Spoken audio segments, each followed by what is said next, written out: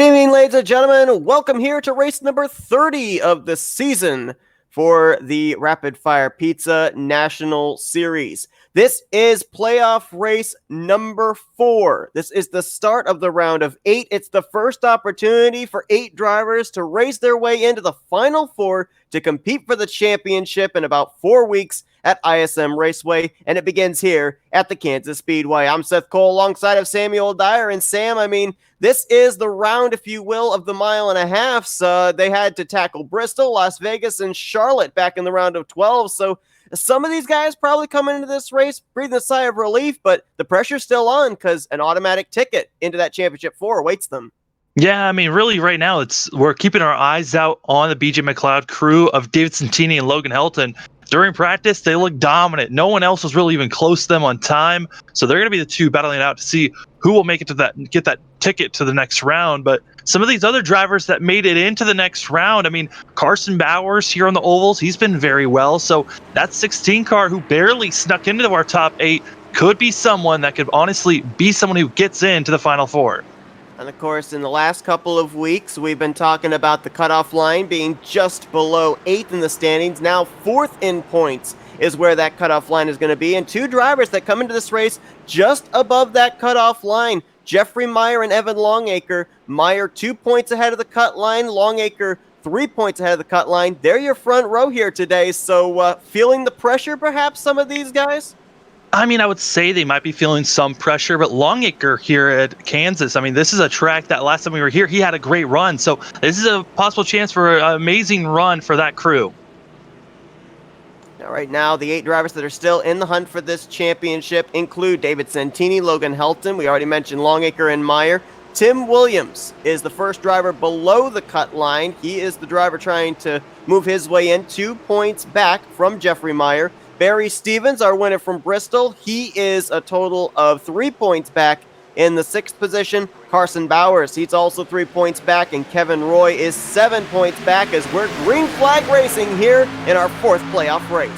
Jeffrey Meyer, Evan Longacre are going to be leading the way here. Jeffrey Meyer going to be trying to get at least a lead a lap, get that bonus point, and moving forward. Longacre dropping back on the high side, and really that is not where you want to be. Cut off the corner. Now it's going to be Gordon taking 2nd place. Now it's going to be RSS Racing 1 and 2. The battle is going to be back here. That's where you find Barry Stevens trying to get the outside line going against Brandon Andrews, who closes up to the back bumper of Evan Longacre. And I was watching these guys in practice, a lot of them trying that outside groove up against the wall. Obviously, I think if they lay enough rubber up there, that outside line will come into play later on in this race. And it's going to be the 39 of Dylan Canova, the 3rd of the RSS Racing cars, and that car is all torn up. As well as Matt White involved in that one as well. His front end is completely gone. Dylan Canova making only, I think it was his 3rd start of the season. Matt White, we've seen him have a number of really good runs for Colleague Racing. We'll go back and take a look and see what happened. First caution of the day coming out early here on lap number 2. Tim Williams involved, Carson Bowers as well, and I believe Kevin Roy involved in this one. A lot of playoff players involved in this wreck right here it was looking like a decent day for them starting out. The day just started, and just like that, some of our high contenders have heavy damage and have to start off on an awful foot here in the beginning of this round. Wow. A lot of times we'll see how the first playoff race of a round can set the tone for the rest of the round. And for drivers like Bowers, Roy, and Williams, as you mentioned, all 4 drivers came into this race below the cut line. And so, boy, obviously you hope this isn't the way that this round's going to be for them, but this could be a very long remainder of this race for these drivers if indeed this is going to kill some of their horsepower and some of their speed. Yeah, Carson Bowers and Kevin Roy really in the moments of they could be losing a lot of power here. But, Kevin Roy doesn't even have a hood on that Ford machine. Carson Bowers' front end is completely smushed in. I'm nervous for those drivers, and then as well, Tim Williams got a little bit piece of that. But, man, you hate to see, that's early in this race, 2 drivers really fighting for position, and Canova came into the 11, and that's what brought out our caution here.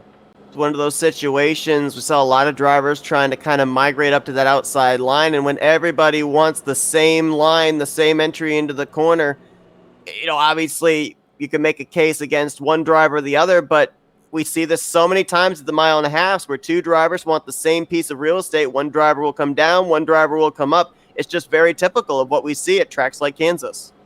Yeah, and it's early in this race, you think there'd be a lot more give and take on trying to put yourself in these positions, and it just didn't work out for these drivers in that moment. Also, looking like other drivers are involved. Roger Gregory in the 12 also was involved in that thing, and came in the pits, got a little bit of damage fixed up, and back out there on the track.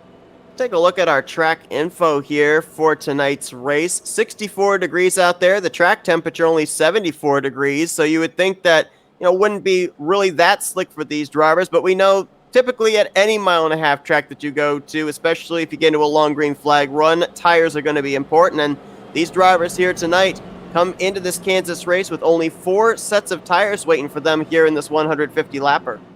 Yeah, it's going to be the set that they have on their car, and then 3 in pit road. That's what they're going to be dealing with. I mean, I was re-looking at, the previous time we were here at Kansas to racing here. It's looking like the fuel run for these cars is going to be about 50 to about 60 laps that they can really push these machines that they're going to be looking for, and probably turning this into a 2-stop race if we go green to the end from here on out. But man, early caution like this could add some for these drivers if we go in a long run, for them to keep staying out there for longer than just 60 laps.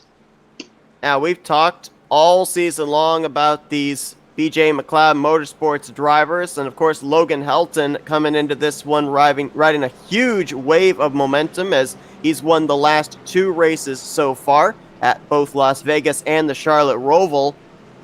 But we were talking before we came here onto the broadcast. I mean, the two of them are not safe here even in this round, even though they accumulated a number of playoff points during the regular season. Logan Helton currently sits only 21 points ahead of the cut line, and David Santini sits, I believe it's 29 points ahead of the cut line. I mean, it still mathematically is possible here as we're back green that these two guys, depending on what happens here in these next 3 races, they may not be in the Final 4. Yeah, I mean, there would have to be a lot of bad luck to strike the 8 and the 99. As green flag back in the air for these drivers. Jeffrey Meyer getting on to a very good restart here. Logan Helton, though, on the inside, trying to make a pass here. David Santini on the outside as they are 3 wide there for a second. Oh, my goodness. Logan Helton just came up front of the 10, almost taking himself and the 99 and the 10 out. He just barely got himself clear of Evan Longacre. Oh, I think he might have brushed the wall there off of 4 as well. As Helton and Santini making some dicey moves there into the top 5 now, leaving Evan Longacre now battling with the 51 of Aaron Tyner. And then if you move up in front of them, you've got Gordon and Andrews battling against one another in the 93 and the 24, as they're now almost side by side. But man, Santini and Helton almost just took out both their races in just one fell swoop early in this Kansas race, where, yeah, you thought maybe we'd be waiting for all the action to build up, but we are already seeing so much action here, and we aren't even at lap 10 yet. And let's remember that all these drivers here in the Rapid Fire Pizza National Series, they had an off week last week when the Veterans of Foreign War Cup Series drivers were at Talladega. So you have to wonder if that week off, maybe there's a little bit of race rust for these drivers here, having to get settled back in. Gordon and Andrews battling here for second place were 2 of the 4 drivers that got eliminated in the elimination race 2 weeks ago at the Charlotte Roval. Yeah, running hard, trying to have the best momentum, getting ready for the next season. Santini is catching up to him very well, as now it's about to be a 4-car battle for the lead. Jeffrey Meyer trying to pull away as much as possible because the 99 is coming. The question is, when will he make the pass? Logan Helton, though, has backed down and really isn't keeping up with his teammate of Santini. As the battling up front, they're all pretty much single filed out. Side-by-side action, though, is going on back around 8th place. That's Cole Hooper in the 00, working his way up now to the 8th position, and Hooper's actually making his first start of the season. He was scheduled to make his debut back at the Charlotte Roval, but did not make it into the field, and so therefore we're getting to see him make his debut here tonight, running pretty well there in that Stewart-Haas Racing Ford. Yeah, Cole Hooper is going to be just doing the best he can. That was Tyner getting a little bit out of shape there in the 51. But Cole's going to keep just chugging along here, and right now running in 8th, waiting to see what's going to happen here is now Longacre. He's already had some instances with the 8 machine. Now he got the 78 joining the fray and the 00. Barry Stevens is right there on the inside. Not sure if he's battling with Longacre or Hooper. Looks like now actually he's going to be against Longacre for that 6th position. And Logan Helton, you mentioned him kind of falling back there, and I don't know if this has anything to do with it, but I mentioned it looked like he may have possibly brushed the wall off of turn 4 a couple of laps ago. Don't know if that's what's affected his speed here, or if he's just backing down his pace so that way he doesn't brush the wall again. I mean, he might be just backing it down, re-looking at that machine. Yes, he brushed it just slightly, but it doesn't look like it's hurting his car too much aerodynamically wise. But he could be setting up for the long run of just trying to save his tires and then push harder once everyone else's tires have worn down. Trying to figure out here, watching this side-by-side battle between Helton and Longacre, of which lane really is the preferred one if you're trying to pick up spots. Looks like Helton's able to drive it in deeper going into the corner, edges out just a bit, but then that outside line seems to get the run off the corner, and right there you can see Longacre and Hooper going to make turn 4 work for them, moving by the 8 car. Yeah, Logan Helton, who was moving forward at one point in 5th place, now has dropped down to 7th. His teammate David Sattini has already moved himself up to 3rd place after getting by Brandon Andrews. So it's looking like the 99 car is the driver that's on the move, as well as got to keep our eye out for the 10 and the 00 because they're utilizing the draft and both moving quickly and trying to catch up to this front runners. Well, we've talked with Evan Longacre before, and he's told us the Kaulig racing cars are usually set up for the long run. They've got that great long run speed. Longacre's been able to slowly work his way back up into the top 5, and right now running close to some of the fastest laps on the track right now of the drivers that are back in traffic. Yeah, I'm looking at the times right now for the drivers that are all running at the moment on the lead lap and with no damage. Logan Helton is the slowest car out of the mix that are here. I mean, the other car that might be slower than him is Matt Knight, running in 10th place. But this 8 machine is struggling at the moment and is really might be falling back to his teammate of Barry Stevens and possibly also of Aaron Tyner. You saw right there, race leader Jeffrey Meyer making his way around the wounded number 4 of Kevin Roy, caught up in our first and only incident so far back on lap 2. Kevin Roy, long time spent on pit road, trying to get that car at least worthy to get back out there on the track. 9 laps down. This is going to be a long 135 laps for that driver, as he's going to have to rely on really good runs at Texas and Iowa in the next couple of weeks if he's going to have a shot at that championship in the Final Four.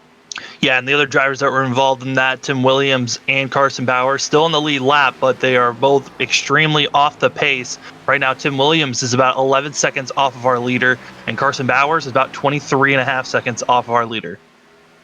And here tonight, we had, I believe, only 16 drivers in the field, and that's been the one problem for a lot of drivers here in both series, really, is the unknowing of how many drivers are going to be showing up and how many points can be gained. So right now, if you're someone like Kevin Roy, finishing more than likely down in the 14th position, unless some of the other playoff contenders run into some issues here in the remainder of this race, I mean, that's going to be quite a points deficit he's going to have to make up in the next 2 weeks. Yeah, and you're asking for a lot. I mean, we're going to Texas next week. We could be seeing a higher number for Texas. And then we also go to Iowa, where who knows if a lot of drivers are going to come out for the short track and see if they got anything. But looking up front, our top 3, all within a half a second of one another. Gordon's catching up to Meyer, and Meyer he's looking back because Santini is now making the pass here on the 93. David Santini, the only driver up inside the top 3 that ran a sub-32-second lap time that time around. He's now moved into the 2nd spot. Been a while since we've seen David Santini go to victory lane. You know that he is hungry to pick up another checkered flag, looking for his 8th win on the season. Yeah, I mean, during the regular season, we were joking with David Santini about all the times that he was winning, and us talking to him and seeing if there was any tracks he didn't feel comfortable with. Every single time he said, I don't know if I feel comfortable at this track, you would win it. And it's been a while since we were able to talk and see how he felt about any of the upcoming courses. And I know for a fact he wants to get back and talking with us and getting a win or even a top 3 finish. You can see right there as we're on board with him where he makes up his ground from the center of the corner off. Watch here again. Kind of stays about the same distance there on the entry of the corner, but right here off of turn 2, you can see the gap starting to close up. He's able to get the draft off the back bumper of the 38 as well down these straightaways, which is helping him. Update on the cars that are in the back. Aaron Tyner gets into the outside wall coming out of 4 and is going to be hurting him greatly, as now he's under pressure of dropping back to 11th place.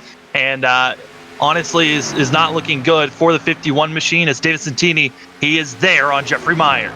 At the battle for the lead, we got about a 3-4 car battle back around the 4th position, but everybody for the moment kind of racing hard but racing clean. So we have to start thinking about when these drivers might have to come to pit road. And 150 laps here, I mean, it almost looks like there could be different drivers on different strategies. Some may be thinking of a two pit stop race. Maybe a couple of drivers thinking about a 3 pit stop race, depending on just how much of fall off there is on these lap times with the tires.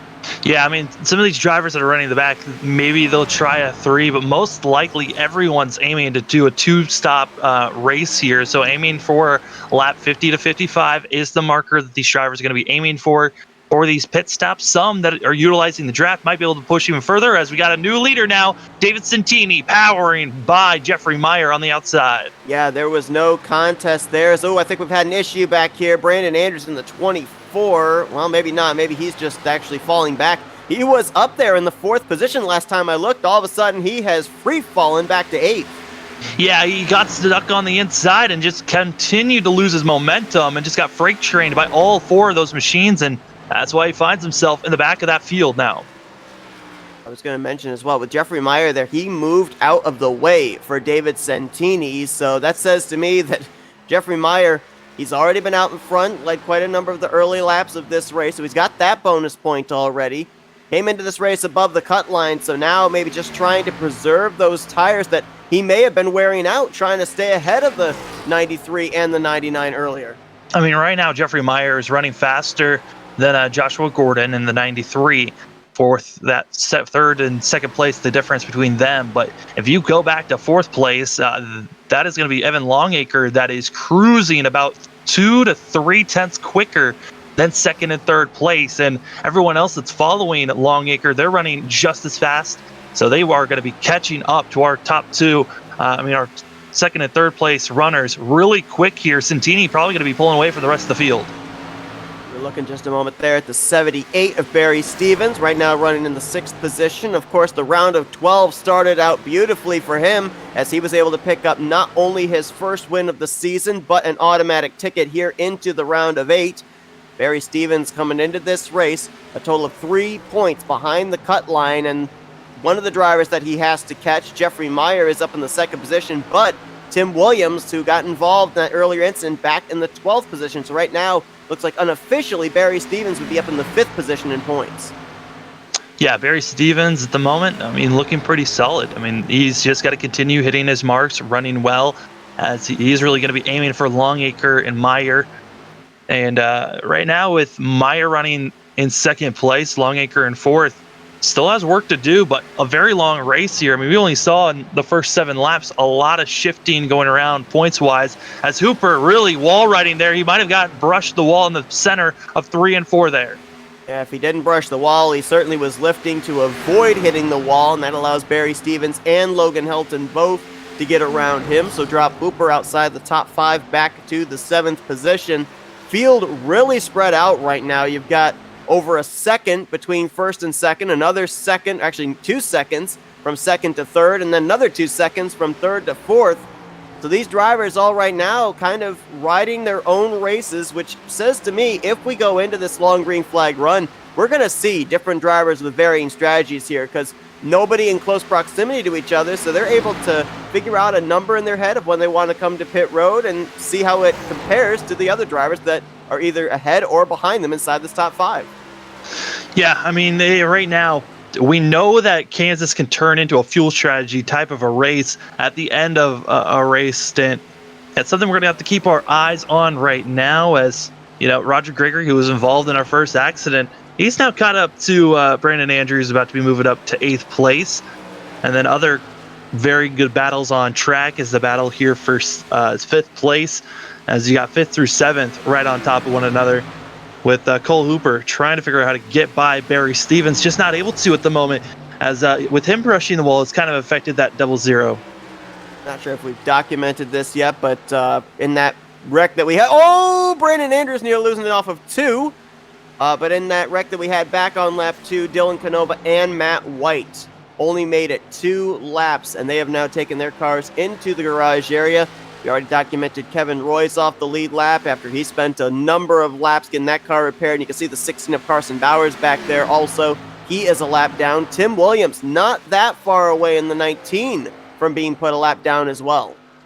Yeah, Tim Williams and Carson Bowers both have significant damage, as well as Kevin Roy, after being involved in that first caution of the day. And I know this wasn't the way they wanted things to go. I mean, Tim Williams, during practice, had one of the was in the top 5 of fastest cars, as well as Carson Bowers. So some of our top guys not able to even show that they've got speed just because they were taken out so quick. You know, when you look at this round, it kind of, in some ways, is very similar to the last round, where drivers that may not consider themselves the best at road courses, that found themselves in potential must-win situations going into that elimination race at the Charlotte Roval, not the position they want to be in. Well, if you look at this round, it's Iowa, a short track, that plays host to the elimination race here in this round of 8. Drivers that may not consider themselves all that good at the short tracks. We know how unpredictable those type of races can be. Obviously, there's drivers here that don't want to find themselves going into that track in a must-win situation. Yeah, I think the driver that I've got my eye out for was probably going to be Carson Bowers. He was going to be my dark horse making it into the Final Four. I mean, this 16 machine has been quick at the 1.5 miles, and really I thought he was going to have a great day here trying to finish in the top 3, even top 5 if he wasn't involved in that incident. Now he's back in 13th place. He might have to win at Texas to make sure that he doesn't have to worry about Iowa being maybe a struggle racetrack for the 16 machine. Tim Williams has been struggling with luck, really, of being involved in instances as well. And Kevin Roy, I mean, the last 2 rounds, he's just been consistently running in the top 10 and finding himself in the top around 8th, 9th position every single week. And this time around, he'll be starting in 14th. So these guys that are outside looking in, these are going to be massive bubbles, massive digs of holes they're digging for themselves here, setting up for these final 2 races in this round.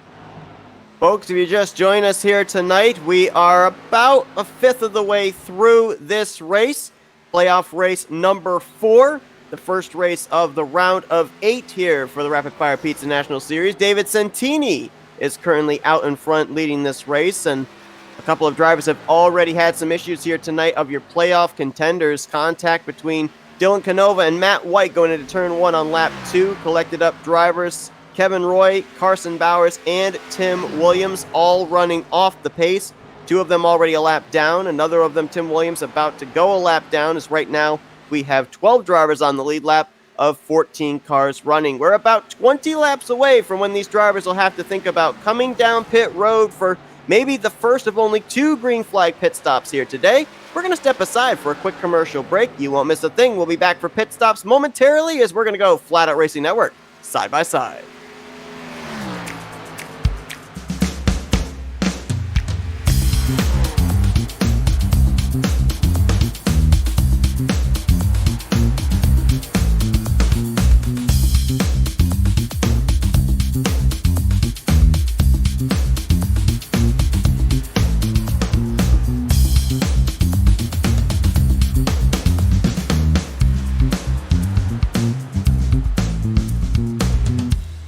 Since the VFW was founded, their mission was really to look out for the veterans community, to make sure that our nation upholds its promise to really care for the service member, the veteran, and his or her family. There are several ways that the VFW fights for veterans today. The top services include disability claims assistance, advocacy on Capitol Hill and with the Department of Veterans Affairs. We also offer scholarship opportunities, and then also volunteerism. For me personally, when I came back from Iraq, my life experience was drastically different from those around me, and the veterans of foreign wars really spoke to me. The reason I would encourage veterans who have served overseas today to join the VFW is because this is your organization. The VFW is for veterans. Every generation, a new generation of leaders steps up in the veterans of foreign wars and fights for the veterans community. The Veterans of Foreign Wars. No one does more for veterans. For more information on the VFW, go to ahctv.com/sacrifice.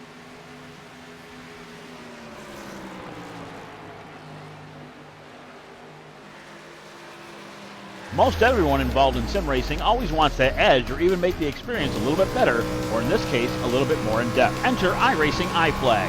iFlag is a simulation signal box with software designed by Peter Bostrom. When you are behind the wheel in iRacing, your eyes are looking down the track or maybe even in the rear or side view mirrors. You may not notice or even hear when the caution comes out, when your car is damaged, or if you get black flag, or even notice the car beside you. Yes, iFlag will point out the signs and tell you where that car is. It just makes iRacing more real and can help you become a better driver. We also offer iRacing iFlag Digital Pit Box. This small box is a great addition to any sim rig. With only 3.5 inches wide, it gives you all the information you need, including how many laps completed, how much fuel you will need to finish, what lap you need to pit on, laps to your fuel is empty, as well as weather and track conditions. It also switches when you come down pit road for more information, including what lap you're pitting under, tire wear, laps on tires, fuel average, and much, much more. To see more info, check us out today at iRacingIFlag.com.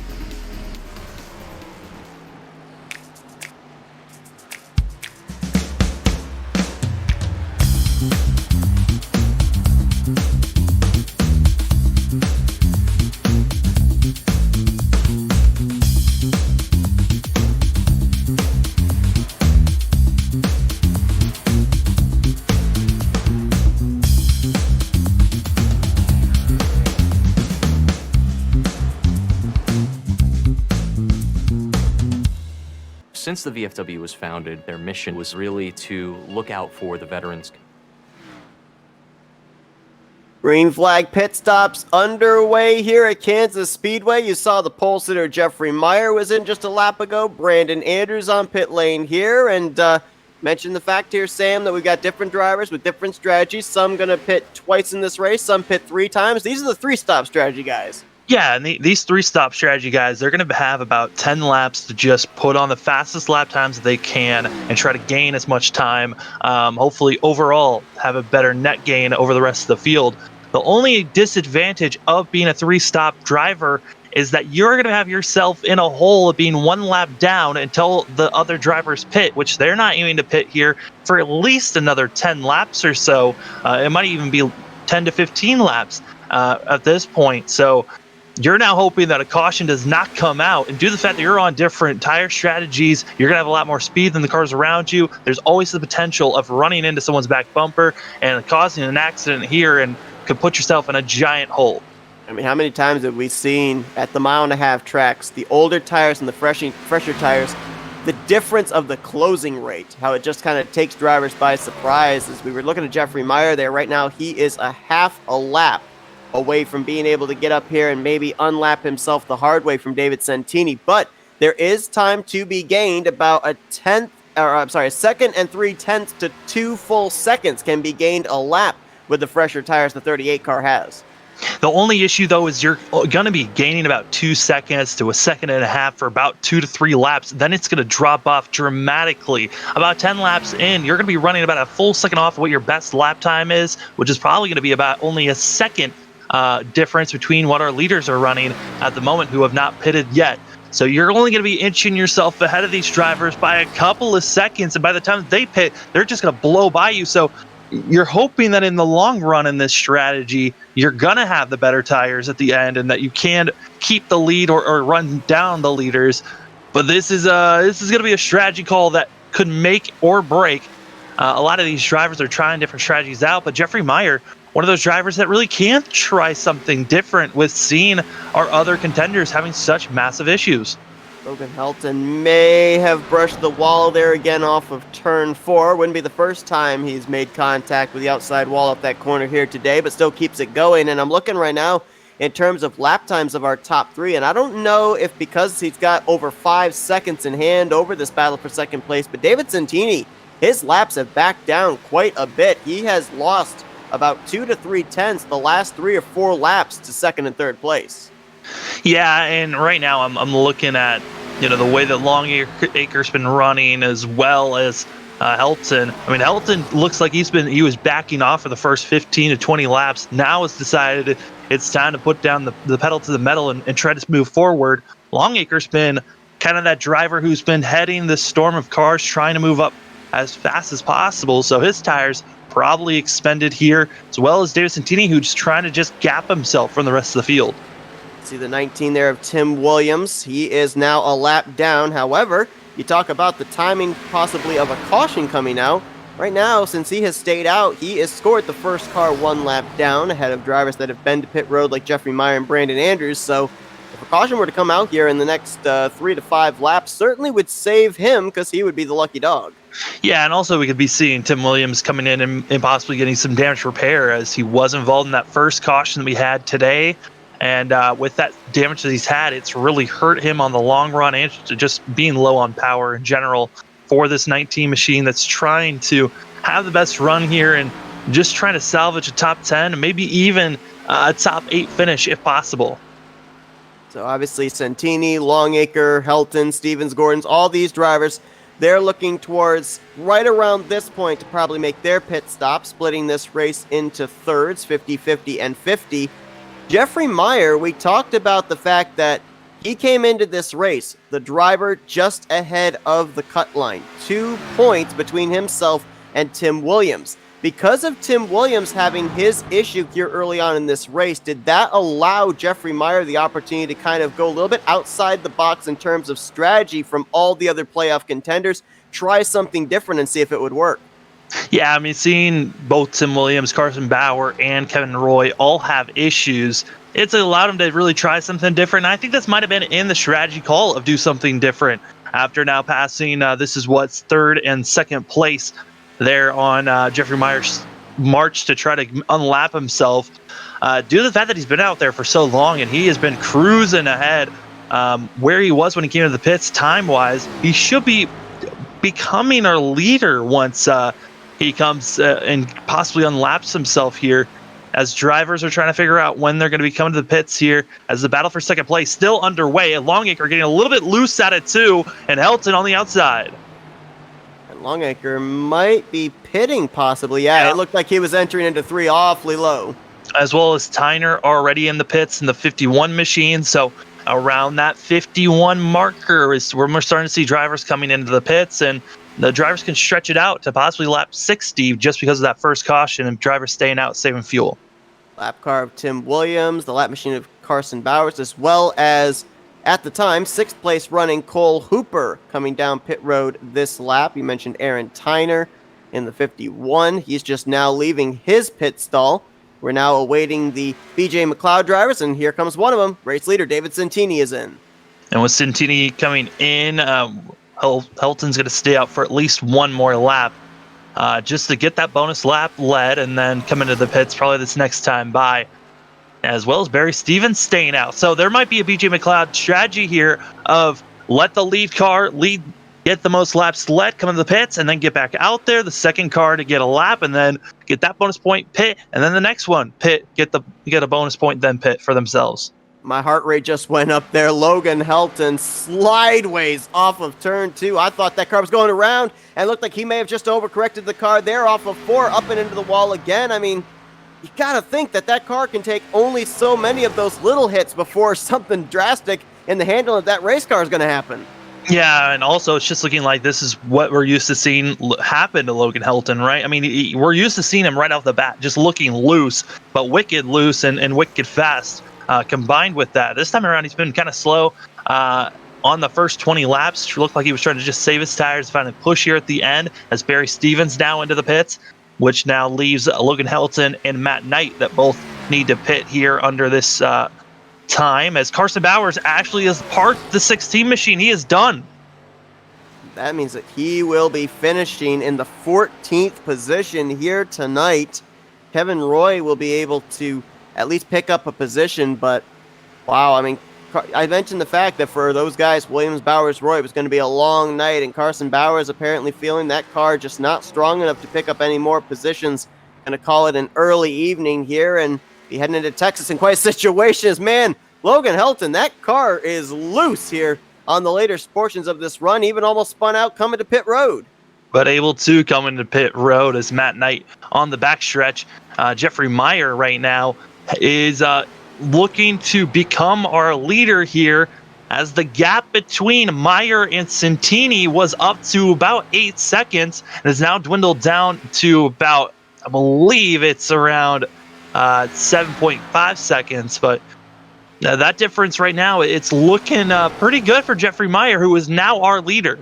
All right, so here's the question I have. We don't fully know what the fuel window is for these drivers, but we know they can go at least 50 laps. Jeffrey Meyer was on pit road on, I think it was lap 41 or 42.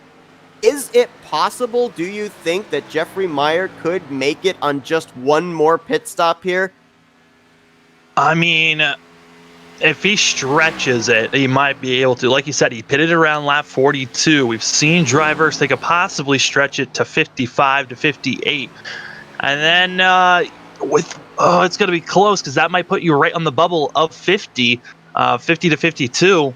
Jeffrey Meyer might be able to do this. And right now, he's been out there ahead of David Santini for right now for 4 laps. And that gap has already dwindled down by a half of what it was at the start.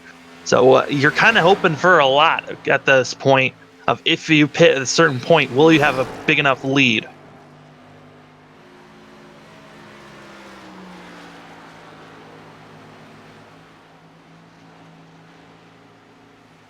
We got a problem here, Sam. Uh-oh.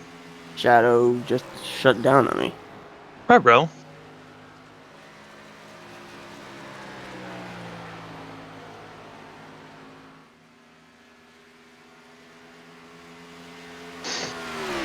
Okay. Hang on, let me try getting back in here. Huh, that was weird.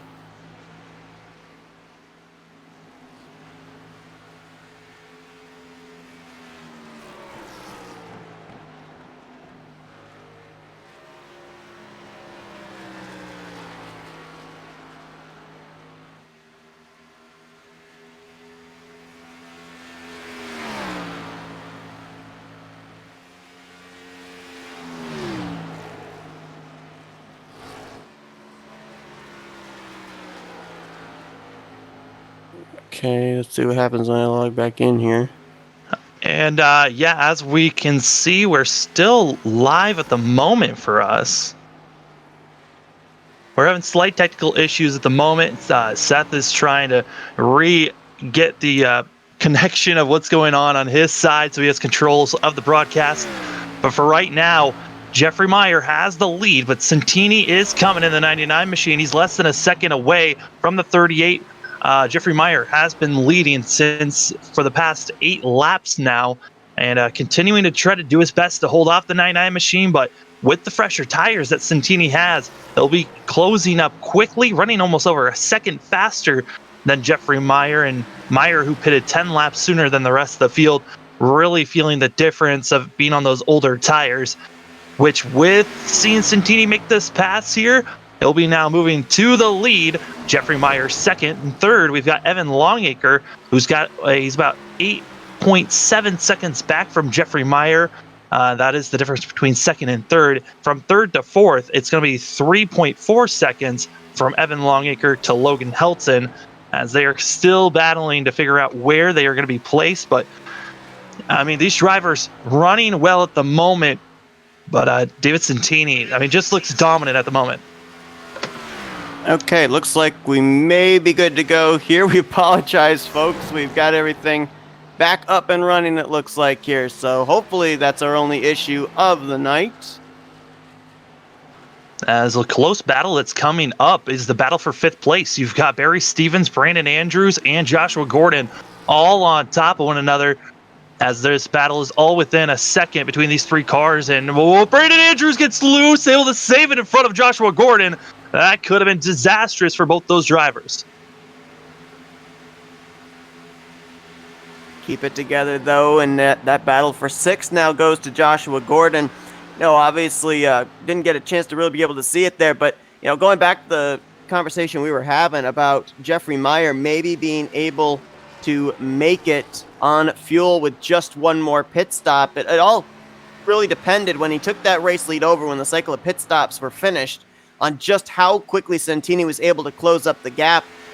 When Santini came to pit road, it was about 9-10 laps. Hooper had to make an evasive move around Brandon Andrews, who got loose, and that looked like the 0-0 almost was about to throw it in the inside wall.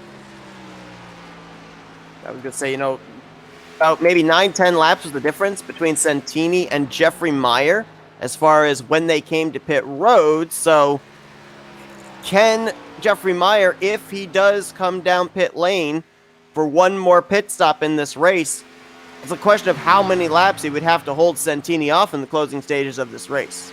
Well, also when Jeffrey Meyer came into the pits, he had dropped all the way back to around 4th, 5th place. So if anything, this has been a net gain where he is running in second still, not really having to worry about being challenged by anyone else. So Jeffrey Meyer, I mean, this might just be a strategy on figuring out how to just hold off and stay in second place and try to hold off Evan Longacre, who's in third at the moment, and trying to run down the 38 machine. But their tires are about to equal out here as the 10 machine, he's on the same strategy as the 99, but just wasn't running as fast, and he's trying his best to gain up, but it looks like these tires start to equal out once Jeffrey Meyer's around 35 laps on his tires. It's like we have another driver that has gone to the garage area. The Penske Racing Ford Mustang of Roger Gregory has called it an evening, so 16 drivers took the green to start this race, only 12 currently running. 3 of them off the lead lap. I believe Kevin Roy in the 4 was just on pit road a lap ago to make what would be his first scheduled stop of the day. Of course, spent a lot of time on pit lane earlier on in this race getting damage repaired, getting caught up in that early caution, which has only been our only one so far here tonight so far.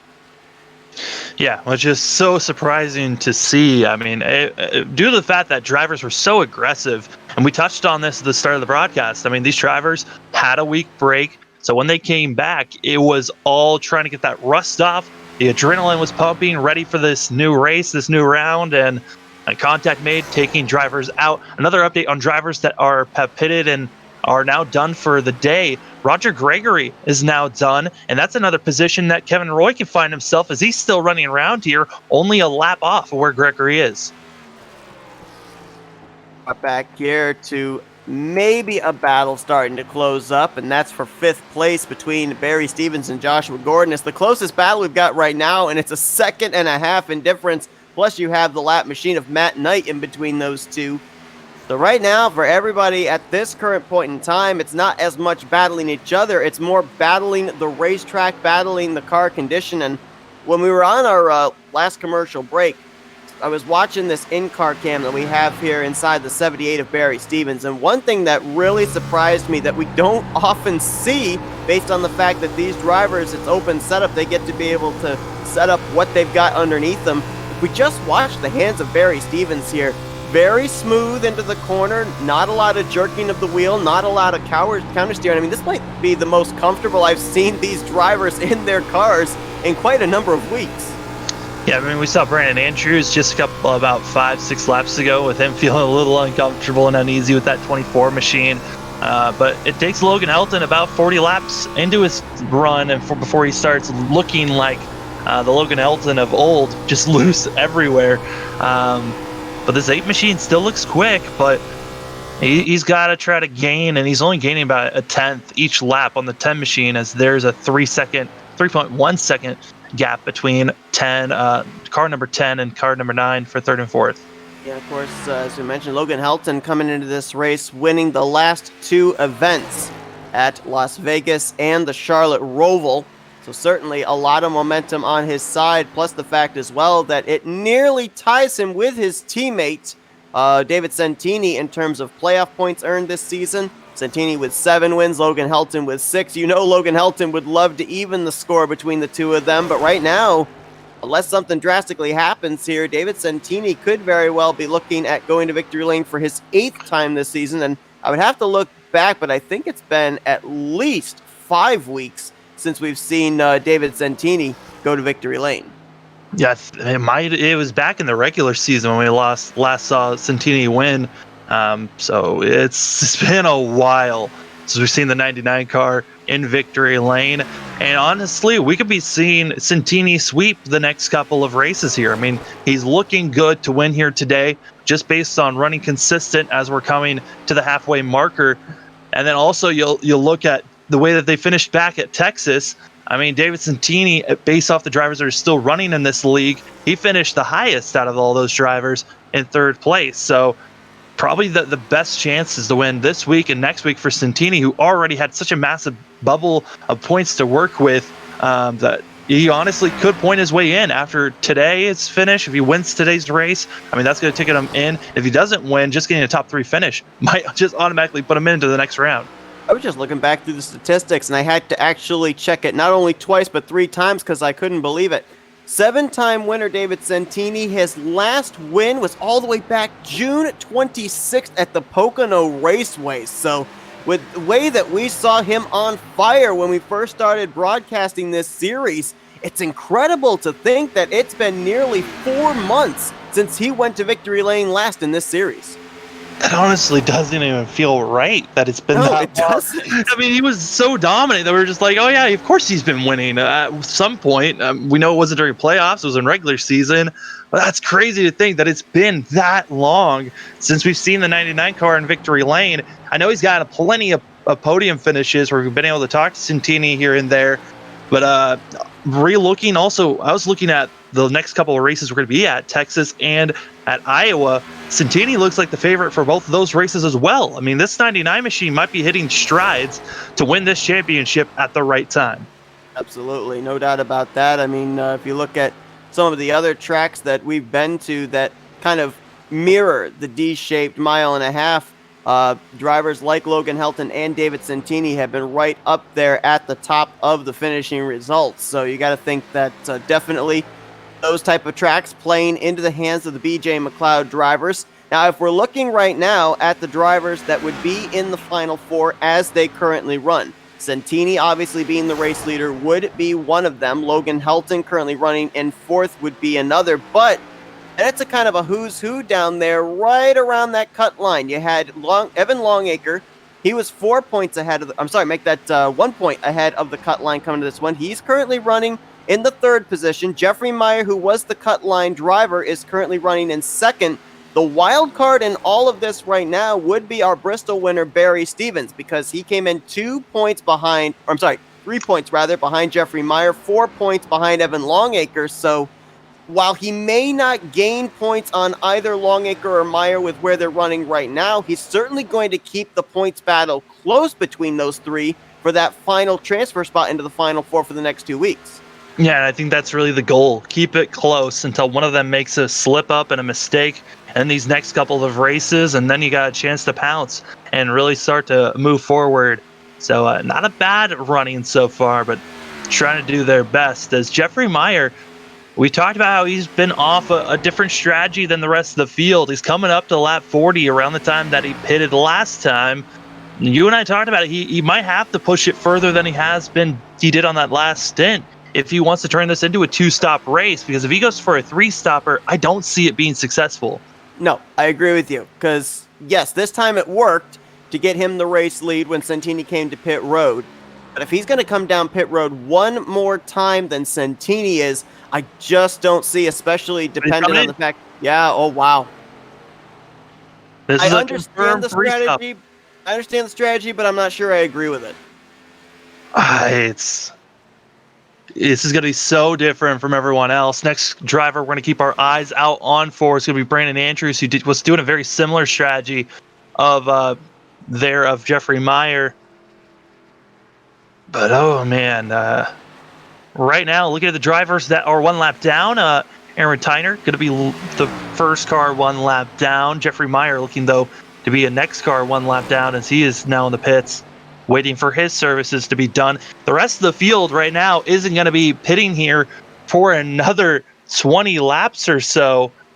I mean, maybe Jeffrey Meyer can have a big enough lead this time around, but I mean, he still needs to pit one more time. See, that's the thing. And every time that he pits, he falls a lap down. If I'm calculating this correctly, he's going to have about, if all of this works out the way he's planning, he's going to have 35 to 40 laps that he would have to not only unlap himself, but then have to make it all the way back around the track again to pass David Santini, if Santini's the race leader, for the win. I just don't see that happening, because we mentioned the fact that there's about maybe 1.5 seconds, 2 seconds to be gained on fresher tires. I just don't see how at a 1.5 mile track you can make up that amount of time in that few number of laps. Well, due to the fact that we've seen Meyer now pit every single time on lap 40, every 40 lap increments, the next time we should be seeing that 38 back in the pits will most likely be lap 120. And the rest of the field, they're looking for lap 100. I mean, that is their goal now, to pit there and they can make it to the end. David Santini is going to continue to try to pull away from Evan Longacre and is doing so, running about 0.2 faster than him and dropping back. Might turn into a battle here for second place. Longacre being ran down by the 8 of Logan Helton. Yeah, Helton was last on pit road, I think he came down the latest of everybody, which was lap 55 or 56, something like that. 28 laps ago, so yeah, that was about 56 or 58. So we can maybe assume that's about the furthest these drivers could go, which means that right now, if you're Jeffrey Meyer, you're still going to be about 10 laps short of making it the rest. Well, actually, more than that, about almost 15 laps short of making it the rest of the distance here if you don't come to pit road at all. Well, I will say, I'm looking back. I mean, Jeffrey Meyer is aiming to try to unlap himself. I mean, he's right there now on that is going to be Barry Stevens he's going to buy now. I mean, he's gotten by 4th place at the moment. He's got 3 more drivers to get by. That's about 18 seconds he needs to go before he unlaps himself here. Yeah, there's just, I don't see it. This strategy was a bold one, that is for sure. And Kansas has been known for bold strategies to try to win some races, but I think this might have been a little bit too far out of the 38's reaches for a win. I mean, whichever strategy you utilize, whether it be the 3 pit stops or whether it be the 2 pit stops, more than likely if we end up getting a late race caution, everybody's still going to have a set of tires they'll be able to use when they come down pit road for, let's say, maybe a 5-10 lap shootout. Yeah, I'm really having difficulty wrapping my head around the strategy of Jeffrey Myers and seeing a way how it's going to work out. The tough thing, too, is, he's had a car that's been up inside the top 3 all day long, even with this rather unorthodox strategy that everybody else has been doing, the 2-stop strategy. He was up in the 2nd position there, being completely off sequence. I'm not so certain that with this strategy he's on, he's going to even fish. Jeffrey Meyer is not the first car 1 lap down. That goes to Aaron Tyner. And Brandon Andrews was the reason for this yellow. I saw him out of shape up there in turn 4, getting into the wall just ahead of Evan Longacre a couple laps ago. And remember, he was one of the drivers you said that was on the same strategy as Jeffrey Meyer, may have pushed those tires a little too far. Yeah, he was on lap 46 of those tires. That's around the time that we were seeing Elton get out of shape, and he was trying to drift it at it too, and luckily did not hit the inside wall, but that 24 car went for a ride there out of 2. Fortunately, nobody really around him as that car way out of shape. I think that might have been Jeffrey Meyer just behind him. Maybe it was the 4 of Kevin Roy, couldn't tell. Luckily for Brandon Andrews, he was able to get the car turned back the other direction before it hit that inside wall. A lot of runoff here on the infield of the back straightaway at Kansas, so no damage aside from that right rear quarter panel. But now, as you said, Jeffrey Meyer more than likely going to be forced to take the wave around, and this puts everybody still outside the window, Sam, of being able to make it on fuel, if indeed about 56 laps is the furthest they can go. Yeah, I mean, looking at where they are now, they have to run 60 laps. I think if anyone's going to be trying to make it to the end, with it being pace laps, they might be able to save fuel under yellow here for them to make it to the end. But I think if anyone's going to be just trying to push it to make it to the end, they might be pitting here on when to go to try to gain as much fuel into their system so they know they're good to the end. I mean, with the number of cars we had on the lead lap at the time, I think the furthest you would fall in the field would be 6th position. We do have drivers that are taking the wave around. I'm not certain that if you came down pit road on either the second or third lap of pace and if you would have to line up behind those wave around cars or not. I'm assuming you wouldn't. So I think, if you're looking at someone like Barry Stevens, Joshua Gordon, Cole Hooper, you're going to be starting back there furthest back in 6th or maybe 7th position. So you're not giving up a lot of track position to come down and try and see if maybe you can stretch it on fuel to the end. Yeah, I mean, we've already seen Jeffrey Meyer try something bold. I mean, you might as well try something else. If you really feel like you're not feeling comfortable, you can make it the full 59 laps that you need to go, 60 laps really. It's a long way you have to go with saving fuel. It isn't close to the window, so these drivers are going to be in save mode for the longest time here. But we're looking to see. I don't think anyone else came in this time to get any pits, any packet down full of fuel. As I say, that Tyner actually, that is a lap car that took, I believe that was a car that took a waiver. Actually, no, Tyner got the lucky dog, excuse me.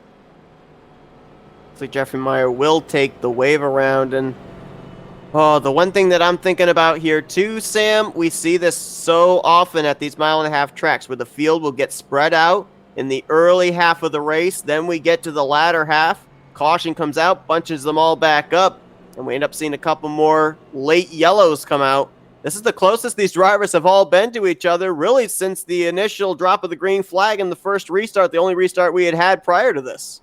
Well, I want to keep this in mind for the audience. I don't think, if you do remember this, Logan Helton at the start of this race was being very aggressive, cutting, chopping down a lot of drivers' noses, and that driver that he was cutting the most was Evan Longacre, and I don't think Longacre's going to be very kind if he gets to see that 8 car try to cut in front of his nose again.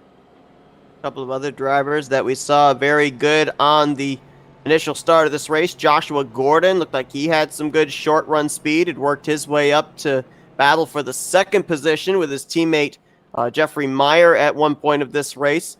But if we go into a long green flag run, we know that 10 car of Evan Longacre is really good with his long run speed. So we'll have to see based on... Logan Helton into the pits. He's doing that strategy I was talking about of coming in with 1 to go, pack it full of fuel, make sure you're good, and you can go to the end, and you should have enough fuel. Let's see if it works out for him. He's planning that this thing's going to go green from here to the checkers. Some of these other drivers may be banking on another yellow to save them to be able to top off their fuel tanks. We'll have to see what way it falls. And Brandon Andrews, due to the fact that that was a caution brought out by him, that 24 machine was given an EOL, will start at the end of the line.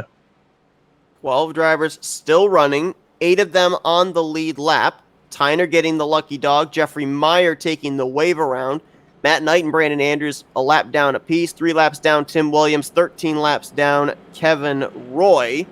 As we'll be going back green with less than 60 laps to go. Looks like it's going to be 57 laps remaining when we get the green flag. Now, Helton is maybe the one driver we could have a bit of confidence can make it on fuel. The question marks on all the rest of these drivers. We have seen the pace back down as we get longer into a run, so maybe an opportunity to save fuel under conditions like that, but we'll have to wait and find out as David Santini leads us back down to the green flag, closing in on 50 to go. A lot of the field in the back half really backed it down and stayed in line, not really trying to battle one another of drivers that are a lap down. Our top 8 are all on top of one another. A driver that's going to try to work his way through the lap traffic, that's going to be Jeffrey Meyer, who right now is running in 7th place, but surrounded by lap cars. And with taking the wave around, Jeffrey Meyer has 10 lap older tires than the other 6 drivers up ahead of him. So if he does make forward progress, it probably will have to be rather slowly, as right now he's going to be trying to preserve those tires. And does this change up the strategy of the 38 car now? Does he abandon the 3-stop strategy now and maybe kind of think about the same kind of strategy that these drivers are on right now? Well, at this point, I mean, he's got to pit when he gets to that marker, because he's going to have to pit at one point during this green flag run if we go green to the end, which puts him in kind of a major hole that he was in before. I mean, now he's even further back than he would have been of trying to gain time. Logan Helton, though, we saw him drop back for fuel. He is still lingering back. I think he's doing the same strategy he did at the start of the race, where he was just letting everyone else utilize their tires to their fullest potential, and then he'll be working his way forward at the end of the run. Well, it says to me right here that these guys up inside of the top 5, they're not certain if they can make it the rest of the way on fuel, because you can see just how aggressive Evan Longacre is trying to get to the back bumper of David Santini. What that's saying to me is he's going to get up there, try and force the 99 to run fast lap times, not have the opportunity to save. Maybe try and see if he can run that 99 car out of fuel. I mean, that's going to be the best shot that they have right now. Fastest car, though, out of our top 5 is going to be Cole Hooper in the 00, running in 5th place, utilizing the draft to its fullest potential and just putting down some pretty decent lap times at the moment. Actually put his fastest lap of the day, that last lap, and coming across the line now, running about 0.2 off. So really, these drivers already dropping off from how fast they were running just 2 laps ago. The last time that we saw a 00 car in the field here for the National Series was all the way back at Road America, and it went to victory lane with Brendan Burcroft behind the wheel. So we'll see if maybe Cole Hooper can work some Stuart Haas magic here as well in the 00. Been very strong here tonight in his series debut. Right now in the top 5. Been very impressive, and maybe one of those guys that we haven't quite yet seen what he can bring to the table in the closing stages of this race. Well, Cole Hooper is kind of in the same strategy as Logan Helton, because both of them have grazed the outside wall a couple of times here during this race, and we thought it might have hurt him too much to really make a charge forward for a win, but a good solid finish of a top 5 run is what we're just seeing from these drivers. Battle for 3rd may become a 3-way battle for 2nd, as Barry Stevens and Joshua Gordon picking their lines down the front straightaway, trying to reel in the 10 of Evan Longacre. Closing on 50 laps to go, folks. We want to remind you all, FRN sporting the pink here during the month of October, supporting Breast Cancer Awareness Month. And we've also got a fundraiser that's going on over with the Breast Cancer Awareness Foundation. If you would like to head on over and help us with the fundraiser and contribute, link is down in the description of this broadcast. We appreciate anything that you would be able to donate. We'll be doing this during the entire month of October. Yeah, every broadcast in October, in the description, the link is there. And you know, even though breast cancer awareness is usually always October, bring out the pink to bring out your support. Throughout the year, you can also donate to all the breast cancer and all the other awareness groups out there. Absolutely. I'm looking right now, Sam, at the lap times between race leader David Santini and Jeffrey Meyer, who took the wave around.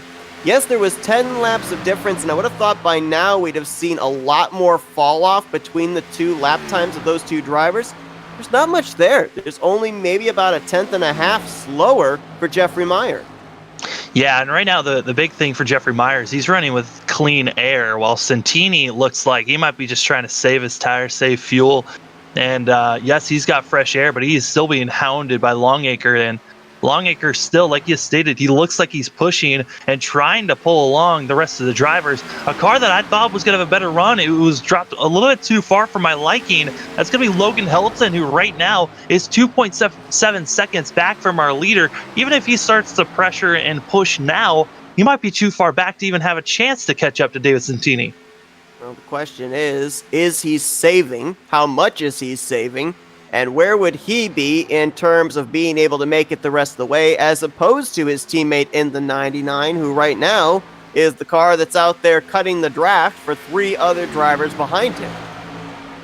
And they're now getting a little racy there for 3rd place, as Joshua Gordon on the back bumper of Barry Stevens there. And Barry Stevens has had an adventurous season so far for himself. Especially at road courses, where he's kind of made a lot of enemies there. And I'm wondering, will that ever bite this 78 machine in the behind? Because there's always a chance that someone keeps it looming in the back of their mind of an incident that happened during the regular season. And they might decide, hey, maybe now is the time for me to make that payback here during this race. Yeah, let's remember what's at stake here for our top 3. Santini, Longacre, Stevens. A win here today at Kansas means they go into Texas next week. They go into Iowa in 2 weeks, knowing they will be battling for the championship when we get to ISM in about 3 weeks' time. For Joshua Gordon, the 93, our New Hampshire winner, He was eliminated from the playoffs 2 weeks ago at the Charlotte Roval. He can go out there, be aggressive, and try and see if he can pick up his second win of the season. He's got really nothing to lose right now. No, he really doesn't. And then, the difficult thing here for drivers that get knocked out of the playoffs or are never really in it and running up with championship contenders is you want to run hard. You want to go for the win, but at the same time, you really don't want to ruin another driver's chances for a championship and take them out. So Gordon's kind of stuck in that limbo stage of I want to go forward and go for a win, but at the same time, I also don't want to ruin someone else's chances or wreck them out. Trying to remember back here which race it was. It was another 1.5-mile track, and I wish I could pull it in. It might have actually been the first race that we had this season at Kansas. And I don't know if you remember this, but there was about a 3 or 4 car lead group. There was a question of who could make it on fuel, and Joshua Gordon was the last driver in that lead group, and you were pointing him out as maybe the one guy that was saving fuel. This is almost looking like deja vu right now. That 93 car staying up in this lead group, but he could be the one driver out of this top 4 that could be saving the most fuel, could be the one driver that could make it the rest of the way if we go green. Well, also, you got to think about this. I mean, Logan Helton, he's be back down so much that now looking at his lap times he's putting down, he's still slower than what this lead pack is with not having the draft. But with him running slower, that means he's saving fuel compared to this front group. And he could possibly be, saving and thinking that this front group cannot make it to the end. And he's the one who's just waiting and lingering for them to just drop like flies. Boy, that second caution, the timing of it may be setting us up for what these 1.5 miles are known for, the fuel strategy type races. And I'm not sure now if we're seeing Santini just get a little bit faster or if Longacre might be starting to save a little bit, but the gap has increased between the 99 and the 10. Now, we know everyone else is questionable. We think that that Helton can make it to the end. Jeffrey Meyer, we know for sure, has to pit during this stint that we are in. He cannot make it to the end. Even with the yellow flags that we had, he needed more fuel, never came into the pits, took a wave around instead on the lead lap for now. But if that 38 car ever needs to come into the pits, he'll be going like a lap down once again, and is going to be so far back from any other drivers that are one lap down. And that's going to be a problem, too, for Jeffrey Meyer because of the fact that he came in the cutoff line driver, but he was only 3 points ahead of Barry Stevens. Meyer, very likely, to your point, could fall down as far as 10th in the running order, could maybe make a couple of spots back up under green flag conditions in the closing stages of this race, dependent on when he pits. But let's say that he does finish up there, maybe in the 9th position, 8th position, first car 1 lap down. If Barry Stevens finishes where he's at right now in 3rd, it's going to be advantage to Stevens by 2 points moving into the top 4 going into Texas next week. And honestly, having any type of advantage going into Texas and Iowa is so necessary. As you really, all these races coming down the end here, you don't know. I mean, we saw that with Carson Bowers and Roger Gregory, and as well as Kevin Roy and Tim Williams. They weren't even involved in that wreck initially, but they were caught up being bystanders. This could honestly happen to any of our points drivers for the next 2 laps here. I mean, for the next 2 tracks as we come up. And you need as big as an advantage as you need to build here on this first race of the round of 8. I mean, we'll forget the race that we had at Bristol here for this series. When Logan Helton, David Santini, they were battling for the race lead. A lap car spun out up ahead of them. They got collected up, and it worked finishing out this round at a short track of Iowa. So there's no saying that the same kind of a situation might happen yet again.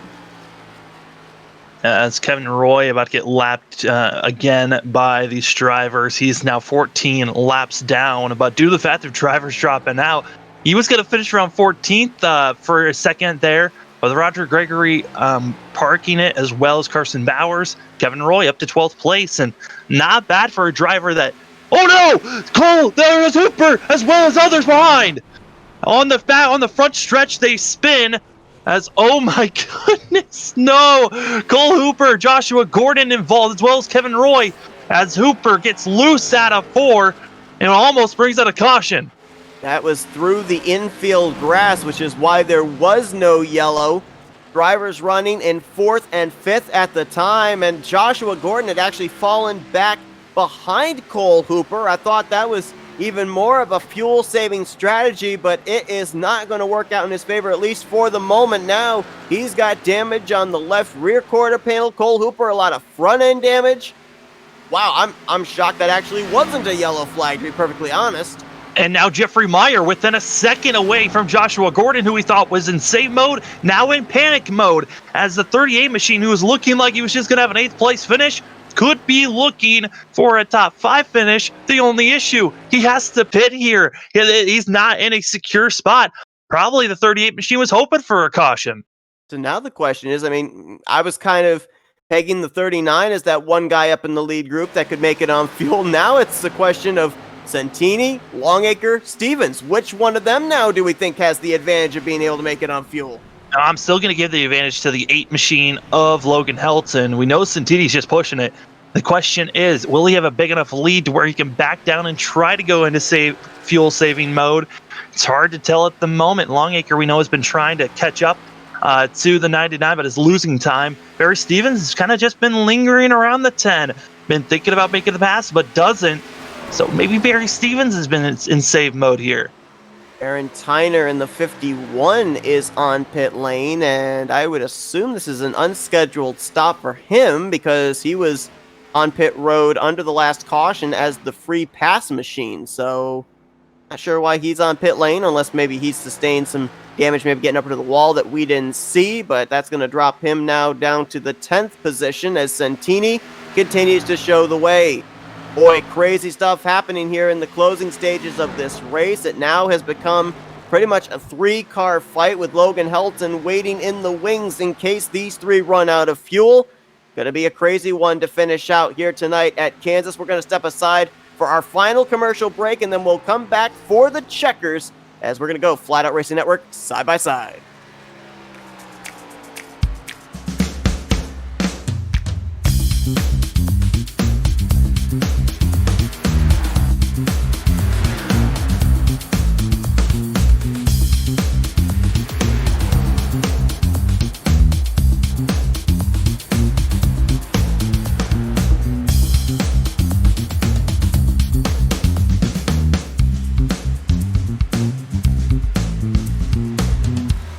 Since the VFW was founded, their mission was really to look out for the veterans community, to make sure that our nation upholds its promise to really care for the service member, the veteran, and his or her family. There are several ways that the VFW fights for veterans today. The top services include disability claims assistance, advocacy on Capitol Hill and with the Department of Veterans Affairs. We also offer scholarship opportunities, and then also volunteerism.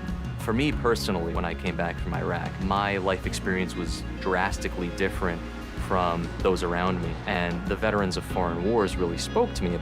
The reason I would encourage veterans who have served overseas today to join the VFW is because this is your organization. The VFW is for veterans. Every generation, a new generation of leaders steps up in the veterans of foreign wars and fights for the veterans community. The Veterans of Foreign Wars. No one does more for veterans. For more information on the VFW, go to ahctv.com/sacrifice.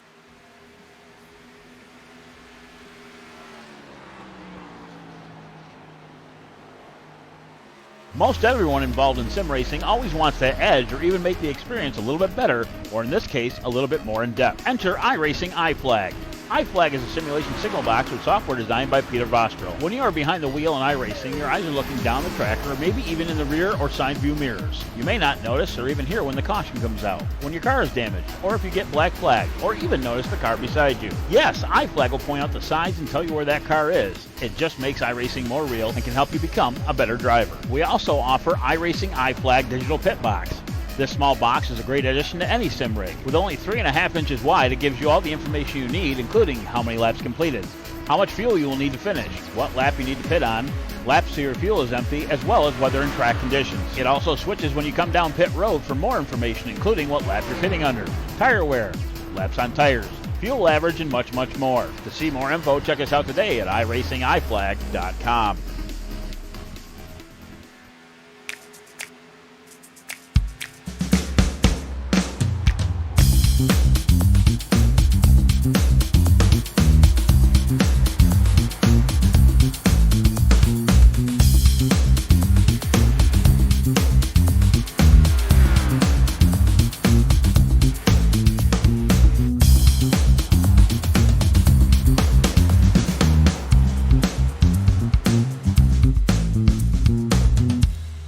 Since the VFW was founded, their mission was really to look out for the veterans community. Less than 30 laps to go here tonight at Kansas Speedway, as this is the first race of the round of 8 for the Rapid Fire Pizza National Series chase for the championship. A ticket into the Final Four at ISM hangs in the balance, and right now it is BJ McLeod Motorsports 1-2-3, Santini 0.6 over Stevens, and then only about 1.3 seconds back to Logan Helton, who's the only driver right now, Sam, you think is good to make it on fuel. Yeah, I mean, just looking at the telemetry, Logan Helton, he dropped back to be about 2.6 seconds back. He has now put it on his time to go for himself, as that 8 machine has cut down that what was a 2.9 second gap, now down to just 2 seconds, and now it's less than 2 seconds. It continues to gain on his teammates, as we've been also looking. Santini has backed down his pace a ton until now, where he's been pressured by Stevens to pick up the pace. So both of those drivers really aren't helping one another, with the fact that all 3 of them now are running as fast as they can. Maybe Santini feels like he's saved enough to make it to the end. Barry Stevens had the draft to save fuel and back off just a little bit here and there. So I believe the 78 might be good to make it to the end. Santini, though, is the biggest question mark for me of our top 3 drivers. Well, BJ McLeod Motorsports right now trying to do something that they haven't done since Michigan, and that's have a BJ McLeod Motorsports 1-2-3 finish. It was Santini over Helton over Stevens back at the 2-mile racetrack, and right now, if all 3 of these drivers can make it on fuel, they may be going 1-2-3 for the second time this season. Jeffrey Meyer, who we had our eye on, who we knew could not make it to the end, had to make his pit stop. Now he'll be 1 lap down, running in 8th position. But here's the thing, Aaron Tyner, as well as Cole Hooper, had to come into the pits, as well as Brandon Andrews has, and Matt Knight. So those are a couple of positions that Jeffrey Meyer could have been losing. Now still in a chance to run these guys down and possibly could get those positions back. As back up front, Barry Stevens, I mean, he's pressuring Santini so much right now, being about 0.3 away from our leader. Yeah, that last time by, 32.9 for Santini, 32.7 for Barry Stevens. We'll see what the lap times are this time around, and that time, Barry Stevens was about a 10th slower than Santini, so a little bit of cat and mouse game going on right here. One saves, the other one saves, and whichever lap one saves, the other one starts pulling away or closing in. And the one consistent is the 8 car's been running faster than those 2 by about 2 to 3 tenths every lap. And it's still running them down, now down to 1.7 seconds as the 8 car to our leader. We saw Joshua Gordon, Cole Hooper get together there out of turn 4. Hooper did come to pit lane to get a little bit of damage repaired there, running 1 lap down in the 6th position. Joshua Gordon, however, in the 93, has not come down pit road, still soldiering on in the 5th position, currently scored last car on the lead lap. Yeah, and they're close. This is something that they could be challenging for, but due to the fact that Cole Hooper has that 1 lap advantage on the tires, and not too much damage compared to Tyner, able to continue pushing forward, as there's now been a pass here for 4th place. Joshua Gordon, even with that wounded 93 machine, able to get by Evan Longacre, and Longacre dropped off like a rock about, I would say 15 laps ago, right when we went to break. And he has not slowed down. He has not picked up the pace at all. He's just been getting slower and slower. The only car on the track running a 34.0 that isn't a car that's already heavily damaged. And here looks like the 10 machine, he continues to get slower and slower. He might not have put in enough fuel into the 10. Yeah, it almost makes me wonder, too, how much he used up when we went back green on that last restart of trying to put the pressure on David Santini, trying to run him out of fuel, and now realizing, boy, I may be in more of a pickle than he was. Yeah, right, his pace is definitely back down quite a bit, even slower that time, 34.2 for Evan Longacre. So we're looking at the drivers. Can they make it? For Evan Longacre, he could be the driver that's in the most trouble right now, just based on how much he's having to back down his pace. Okay, it might be it's the cat and mouse game that's going on between David Santini, Barry Stevens against Logan Helton. It's kind of funny to look at, because they were losing so much time to the 8 machine, and then the last couple of laps they decided, hey, we'll put down lap times that are about 0.3 faster than what you've been doing, and just like that, what was looking like a 1.5 a 1.5 second gap between the 8 and the 99 is now back to 2.3 seconds. It's crazy how much they're just playing games with one another. Well, Jeffrey Meyer just made a very important pass right there. He got around Aaron Tyner for the 7th spot. He's still got about 30 seconds before he gets up there to the 00 of Cole Hooper. And why that is important right now, we're 17 laps away from the finish. There is the possibility a caution could come out here in the closing stages. And Jeffrey Meyer absolutely has to make sure that he is up there, first car off the lead lap, so he gets the lucky dog, gets that free pass position. And I believe actually he just took the spot. He did. I don't know how he closed up the amount of gap that he did. Well, I think you might have looked at the different. I think you might have looked at Cole Hooper's telemetry to Longacre there. Oh, I did. Yeah, so it was less than about a second. And right now, Jeffrey Meyer is cruising. He is catching Longacre so quick here. The fact that Longacre is about 2 seconds off his pace, off the normal pace that everyone else is running, that with old tires or new. I mean, it is not looking good for this 10 machine, even with how much time is left, and there's not much time left in this race. Jeffrey Meyer could easily run down this 10 machine. Yeah, 2 seconds he's gaining each lap, 15 laps to go. That means he would gain about 30 seconds in 15 laps, and he's only, 26 seconds behind Evan Longacre. And we mentioned the fact that Jeffrey Meyer, Barry Stevens, those two were only separated by 3 points coming into this race. The two of them, I think, would end up being...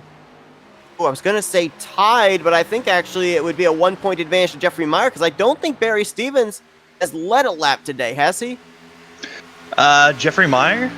No, Barry Stevens, because I think Stevens stayed out when Helton did. Helton stayed out the longest out of those guys. Barry Stevens never got a point. So Meyer's got the bonus point for a lap led since he was the pole sitter. So yeah, if Meyer can get up to 5th, it would be 1 point between Meyer over Stevens heading into Texas, just around that cut line. Well, Helton did it again. Now he's down as looks like the 19 machine went for a little bit of a ride there, or he's slowing down to come into the pits. No, he actually did. The 19 machine of Tim Williams almost brought out a late caution as his engine blows. Tim Williams is now done with this race. With how many laps are left, Kevin Roy possibly could be gaining another position. Yeah, it's going to be close. He was 11 laps behind Tim Williams, and there's 13 laps to go, and every position is a point, and every point really matters when it gets to these type of elimination rounds in the playoffs. So Kevin Roy, I'm certain, will gladly take an 11th finishing position after he was involved, along with Williams and Carson Bowers, in a lap 2 incident. Not the way they wanted to start off this round of 8. The 8 machine did not make it. He cannot make it to the end. And if he was the driver that came down and topped off the fuel tank, Joshua Gordon's in as well, there's no way. There's absolutely no way that Santini or Stevens can make it. Well, Helton backed off so quick early in this run. I'm shocked by this. Evan Longacre, who we saw, back it down by about 3 to 2 seconds. If he can somehow stay out there, he could be our winner. Here comes Santini and Stevens. They're coming in. Longacre's going to be the only one staying out. He backed off, questionable by our eyes at first, but it is the gap is dwindling between Jeffrey Meyer and Longacre. It went from 2 seconds down to 1 second now.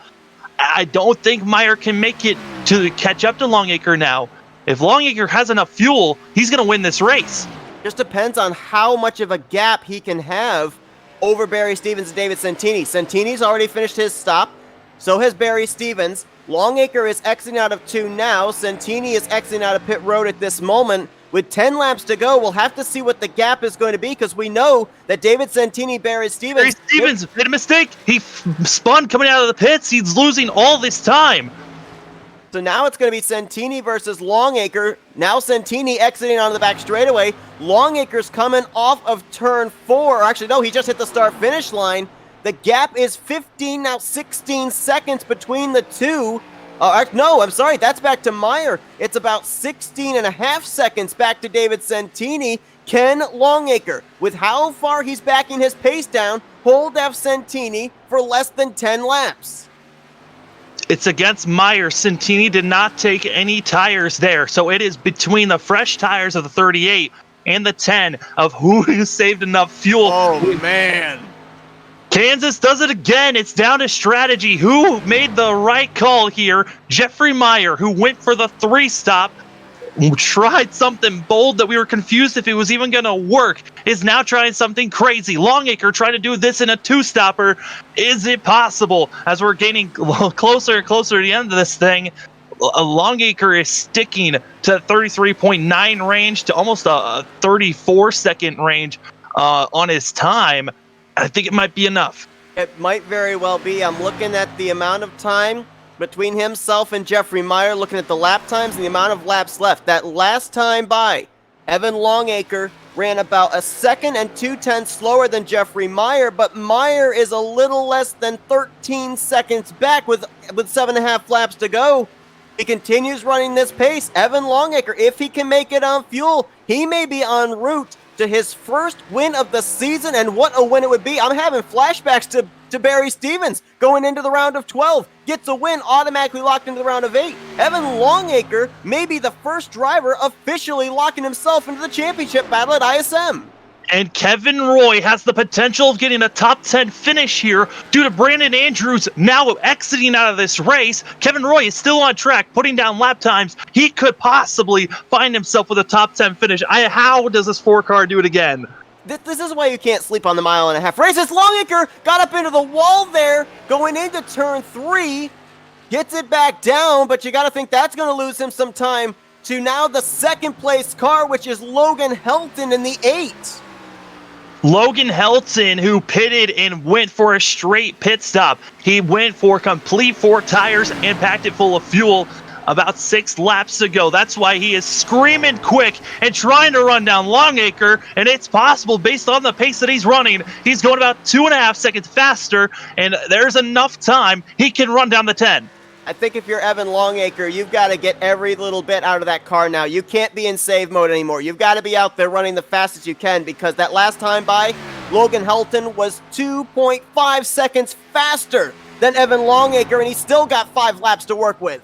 2.2 seconds faster that last time by. 10 seconds to go. The math doesn't add up. Longacre, he needs to push it now. He needs to be running 32s and counting this down to only 1 second, but it's not enough at this moment, as that gap that was once 10 seconds is now down to 6.5 and losing more and more every second. Longacre is running right up against the wall. Logan Helton, the last couple of times through 1 and 2, has been running right down on the bottom, the shorter way around the racetrack, which is allowing him to continue to close this gap up. It's less than 5.5 seconds. It is now less than 5 seconds now. Logan Helton is coming. The car that tried so many bold moves and strategies. The first car to come down the pit road when he knew that he couldn't make it to the end, went packed it full of fuel, went with the 4 tires, and this strategy call might be the move to win him the race. Longacre, who's trying any type of way to get around this track as fast as possible, but also saving. This 10 machine's trying it, but he might be running out of time. Gonna have to wait and see if Longacre might be saving something here, might be able to get a late race surge to be able to hold off Logan Helton. 3 laps to go, 3.5 seconds back to Logan Helton. Now, Helton's on 9-lap-old tires. You have to wonder, when is the pace going to back down enough here when the tires wear down to maybe where he'll only gain about 1 second? That last time by, though, it was 1.7 seconds advantage to Logan Helton. It will be about a 1 second difference once Helton's about 20 laps into a run, and that's not for another 10 more laps, and he's out of time now. 2 laps to go. The difference now is at 1.8 seconds and going down quick. It might be on the final lap, but here comes the 8 machine, who just caught the tail end and is nipping at the draft of the 10 machine. This is going to be close. If Evan Longacre is able to get back into the throttle here and run a strong lap, he might be able to hold off Logan Helton, or at least take the line away. White flags in the air. It's 4 car lengths at the line. Half a second. Here comes the 8 machine. He can do it here. He might have to make the pass on the final corner, but Logan Helton is there, pushing as hard as he can. It's less than 3. Oh, he's right on the bumper. It's less than a car length. Logan Helton on the backstretch. What does Longacre do? He went up to block, could not do it. Helton's going to get to the inside of him. He'll take the lead into turn 3 with the fresher tires. We talked about maybe David Santini finally breaking the losing streak. It doesn't happen. It's going to be Logan Helton continuing his winning ways and locking himself for the Final Four. And Evan Longacre will cross in second, but he ran out of fuel coming off of turn 4. Evan Longacre backed it down, and he was so close. The strategy call was brilliant for the 10, but Logan Helton figured out it was time to pit and get the fresh tires. Well, Logan Helton, who is certainly a contender back at Bristol to start off the playoffs, then followed it up by taking a checkered flag at Las Vegas and a checkered flag at the Charlotte Roval. Now goes 3 in a row here in the playoffs, and he is officially the first driver to punch his ticket into the championship round at ISM, as he's going to get to come down here in front of these Kansas fans and burn it down. I mean, a brilliant call. I mean, a lot of strategy was thrown into this race, and that's what Kansas does. It's always a fuel strategy run at the end. Even though we only had 2 cautions, you knew it was going to be something crazy to see. A lot of drivers trying to figure out where they're going to be placed. Just 1 lap short, Kevin Roy almost got a top 10 finish. He finished 11th for that Ford machine that was caught up in that early lap 2 caution. I mean, you look here at the finishing results, and the top 10 that we have for our finishing results is nowhere close to what we expected it to look like even 25 laps ago. Helton with the win. Longacre nearly making it on fuel. Loses the lead and the win on the final lap, gets second. Jeffrey Meyer, who we thought with him being off pit sequence may have taken himself out of a top 5 spot. He gets a podium in third. Santini, the strongest car of the day, is going to end up 4th. Joshua Gordon, after his issues off of turn 4 that didn't bring out a yellow, he gets 5th, and a pit road miscue for Barry Stevens, who looked like he may be finishing 2nd here today. He'll be finishing in 6th. Yeah, I mean, Barry Stevens, he came in, did a splash, same as Santini, and actually came out, would have been ahead of Santini out of the pits. But with the struggles coming out of the pits, the spinning out, it cost him greatly. You talked about Kevin Roy making the best of a bad situation, finishing 11th. Tim Williams will finish in 12th. Carson Bowers right there in 14th place. Those 3 playoff contenders really going to need a good run next week at Texas. If they don't get it next week, more than likely, all 3 of those drivers could be heading into Iowa in a couple of weeks in a must-win situation. But at battle for that final spot into that championship 4, that's going to be interesting next week, because it looks like it's going to be 3 drivers hovering right down around that cut line in Barry Stevens, Jeffrey Meyer, as well as possibly the 10 car of Evan Longacre. Yeah, I mean, it's crazy to look and see where I mean, this race, when it started out in the middle part of this section, we were wondering, yes, this is going to be a fuel strategy run, but Jeffrey Meyer, he might have just thrown this away. Everyone else looks like they're good. That late caution, right on the cusp of the fuel window, changed everything. Let's see if we can get some interviews with some of our top 3 finishers after a wild one today, and we're going to kick things off with the driver of the 38, our pole sitter here tonight, 3rd place finisher Jeffrey Meyer. Hey Jeffrey, it's Sam and Seth up here in the Flatout Racing Network studios. You got us? Yes, I do. Well, man, I mean, you were one of the few drivers that decided here tonight that you were going to go with the 3 pit stop strategy. A lot of other drivers splitting this race into thirds. What was there about that 3-stop strategy that you thought might give you the advantage in the closing stages of this race? Just I don't know. It didn't take me but 10 laps or something like that to catch the leader again, and and then I end up with the lead, and it took him another, I don't know what it was, close to 5-10 laps for him to catch me again once he came out on new tires. And so I was thinking that last stint there where, I'm going to pit on lap 120 and he's going to pit on lap 100.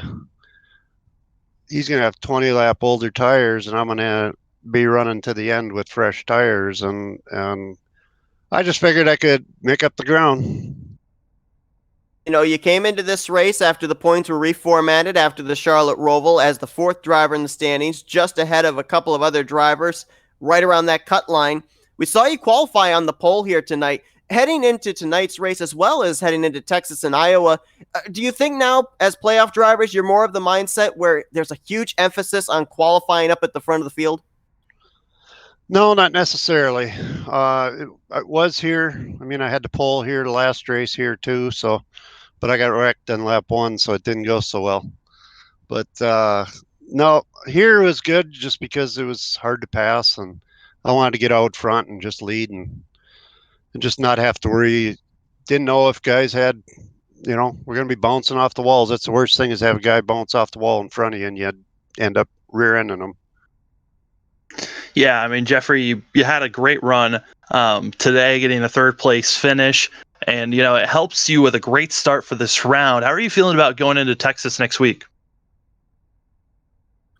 Well, I love the old Texas, so it's a good track for me, just like Kansas is. So we'll work hard this week. I really thought this was the race for me to win, but cautions did not roll my way. Well, nonetheless, there, Jeffrey, really exciting there at the end. We saw you be able to work your way from fifth up to finishing third in the finishing results. Should give you a bit of a cushion there for that fourth and final playoff spot heading into Texas next week. But for now, we're going to let you do some shout outs. I got a shout out to Rapid Fire Pizza, my buddy Evan.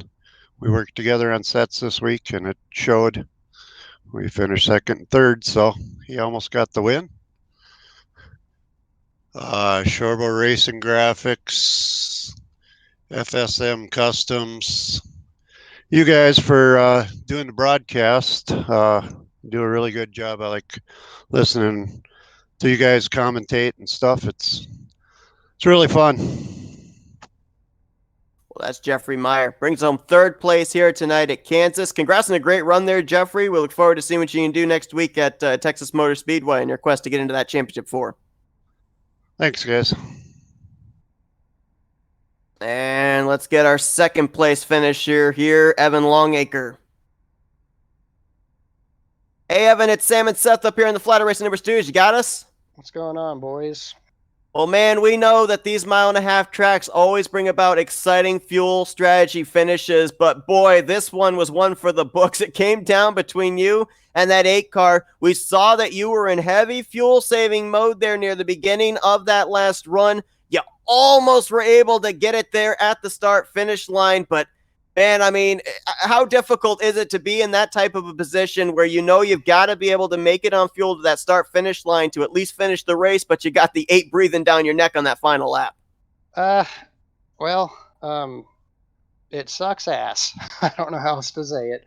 It's not super fun. In the middle, whenever that run started, I was sitting there and I was pulling in the clutch under that caution, trying to get ready to go. Trying to save fuel, sticking it in fourth gear, trying to turn low RPMs before we went green. I was actually racing and yelled at my wife to come in here. And all race long, I was burning about 0.3 gallon per lap. Had 16 point whatever gallons left. Did the math. Even at wide open, running a normal pace, before I backed it down, it looked like I was good. And then I started looking at the fuel numbers and I was like, something's happening. And I wasn't as close as I thought. So if I just would have started saving about 5 laps earlier, I would have been in good shape. But the numbers lied to me initially. So yeah, saw him coming. And at one point I was like 0.5 laps to the good, but that was running the back down pace and he was coming. So I was like, well, I got a pretty big gap to third place. So I might as well just try and get it to go. Yeah, whereas about a quarter track short. We ended up having a number of drivers, including yourself, approach this race as a 2-stopper, coming to pit road around lap 50, making your final pit stop around lap 100. But that caution that came out around the midway portion of this race kind of seemed like it might have shuffled up everybody's strategy. How much of a curveball did that throw for you drivers? It was definitely a curveball. I didn't really want it, because where I was, I had a in this situation, you're thinking all about points and how far away somebody else is from you. And based on where we were under green flag conditions, I think I was running second to David. Logan was running up on me, but we were kind of evening out, and it seemed I was gonna try and short pit and get about another 4 seconds on him and run that out to the end. And I was like, I might just have a second place finish locked up. It seemed like I started to reel in David about 35 laps into the runs, but that only leaves 10 laps until you pit, 15 laps. So that wasn't quite enough. But yeah, it's just I didn't really want the yellow. Then I started looking at some of the numbers, and I was like, there's a chance I can make it. And I saw the pace those dudes are running, and I was like, there's no way they're trying to save. So I was like, let's go for it. Just a little bit too little, a little bit too late. Yeah, I mean, Evan, you had four of the eight drivers in this round finishing in the top four. Three of the other drivers, though, finished in the back of the field with not so great days. Does that make you feel a little bit more comfortable in these upcoming races, knowing that there is a little bit of a chance, even if you have a bad race, you could still have a chance for the final four? No, yeah. I mean, it makes you feel better. I mean, you hate it for the other guys, obviously. I mean, you don't want to, you want to do it fair and square. You don't want to see other people kind of get screwed over on that. If anything, what makes me feel better than anything, it's just, I mean, even under green flag conditions, I had a really, really good car. It was fast on the short run, fast on the long run. So more than anything, that makes me feel good. I ran well at Kentucky earlier this year, and it's a wonky mile and a half, and so is Texas now. So, well, I ran well at Kentucky until I decided to pancake the wall. That doesn't really help, but yeah. So you just hate it for the other guys, especially for it to happen that early in the race where Carson got messed up, and I know Roger Gregory had some bad luck, and so did Tim. But it is what it is. It could happen to any of us, really. Well, Evan, obviously, you don't pick up the victory here tonight, but you still have some great momentum heading here into the final two races of this round of 8. The consistency looks like it's still there, so we definitely think that we're more than likely going to be seeing you point at least your way into the final four, if not win your way in with what we saw you be able to pull off here tonight. We're going to now turn the microphone over to you and let's do some shout outs. Yeah. So I really have to. I have to thank Rapid Fired Pizza. They sponsor the series. It's the restaurant that I own. Sponsor the car for me too. So I really appreciate what they do for us on there. I got to thank Jeffrey Meyer. He works on sets with me, my teammate Matt White, Carson Bowers, my other teammate, all work together. I recently started working with Jones Racing setups, just bouncing ideas back and forth. He's a nice guy and fun to work on stuff with him. I got to thank Shorbiz Racing Graphics. He put the paint on the car, always makes it looks awesome. FSM Customs. They do a really, really good job with sponsoring the other series in our league and making sure that everybody's okay and good to go there. So I have to thank iRacing iFlag and Abiding Love Memorial Urns. Thanks to you guys for doing the broadcasting and adding the little bit of entertainment value for everyone so our friends and family can see all that. Congrats to Logan on a win. Looks like he'll be racing for a championship, so that's neat that someone's locked in. I'm sure he's excited about that. And then congrats to Jeffrey too for finishing P3. That's Evan Longacre. Brings us home second place here tonight at Kansas. Congrats on a great run there, and we look forward to talking to you at Texas. I appreciate it, guys. Step in the right direction, so we'll see where it goes. And let's now go down to Victory Lane, where Logan Helton, for the third straight race, is in Victory Lane. Hey, Logan, it's Sam and Seth up here in the Flatout Racing Network studios. You got us? Yes, I do. Well, man, I want to go back to the past two races that you've won. We go back to Las Vegas. You led 130 laps there, dominated. We go to the Charlotte Roval. You led all 50 laps there, dominated. But here tonight, we only saw you out in front at 2 times during this race. The first one was when that cycle of pit stops were taking place. You stayed out about 5 or 6 extra laps over your teammate before coming to pit road. And then the final lap of this race. I mean, it's kind of unusual for us to not see you right up there at the front, but you certainly had the strategy down on what was going to get you to victory lane here tonight at Kansas. Did everything go according to plan, or did you have to kind of switch your strategy up as this race went on? Well, at the end there, I saw the opportunity to make it on fuel if I saved, but it's just I didn't want to risk saving so much to the point where I lose so much time, and then a caution comes out and it wasn't worth it. So I thought I'd played. I would think I'd played it safe by kind of sticking with David and Barry up there, but I sorry, I can't think. My setup kind of was a little frustrating. It was perfect. I mean, it was really good, but if I pushed it short run, it would have been bad long run. So I knew I had to save a little bit, and then as I got longer into the run, it just came less and less. Like I didn't think I'd be able to make it on fuel, so I all of a sudden started pushing it as hard as I could, and I caught him. And I thought 10 laps inside 10 laps would be too short of a time to be able to get the win. So I don't know if that made any sense at all. I can't think straight. Well, I mean, you came into this race 21 points ahead of the cut line. Did that give you any flexibility in making that choice to come down to pit road a little bit earlier than some of these other drivers did in the closing stages as well?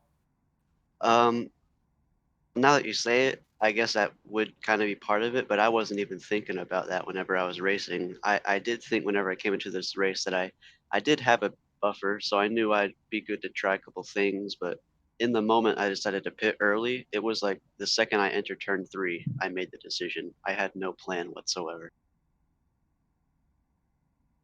Yeah, I mean, Logan, this is a great way to set yourself up for the championship. You're locked in now. I mean, how does that feel finally having that pressure off for yourself? It means that I can experiment in these last 2 races, and I don't know about going so far to have fun with it, but to try a couple things and see what happens for the championship race. I had an okay run at Phoenix earlier this year, and yeah, I'm excited. I've never won a championship in iRacing in anything, so I'm looking forward to it.